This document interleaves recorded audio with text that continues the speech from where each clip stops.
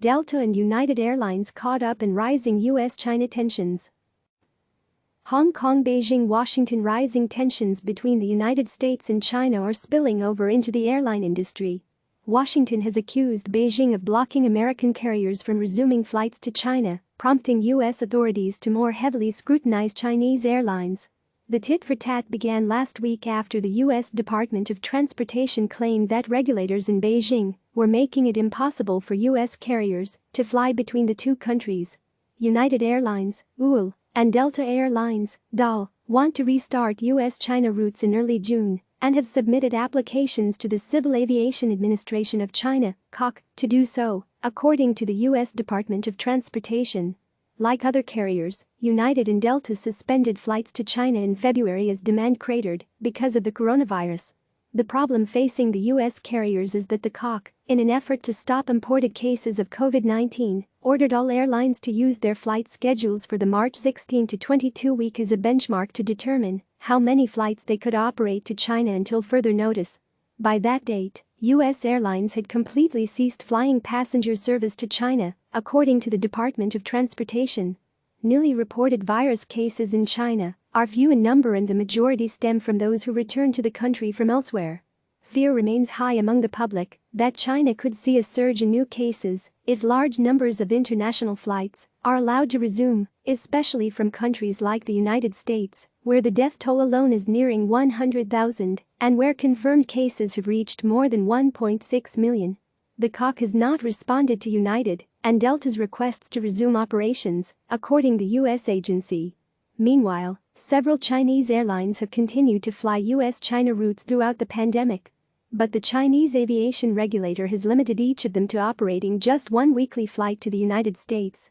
The Chinese aviation regulator told U.S. officials that they are considering removing the March benchmark, but the cap of one weekly flight to China would also be imposed on U.S. airlines. That would violate an air transport agreement between the two countries. In response, the Department of Transportation on Friday issued an order requiring Chinese airlines that fly to the United States to file flight schedules with the U.S. government, including details about the type of equipment used, the frequency of each flight, specific airports served at each point, and arrival and departure times. Once those details are submitted, the department will then determine whether the flights may be contrary to applicable law or adversely affect the public interest, according to the order. The Chinese carriers, including Air China, China Eastern, China Southern and Hainan Airlines, must file the information by Wednesday. Beijing on Monday denounced the new restrictions. China is opposed to any U.S. measures that may disrupt or restrict Chinese carriers' normal commercial passenger flights, Chinese Foreign Ministry spokesman Zhao Lijian said during a regular press briefing.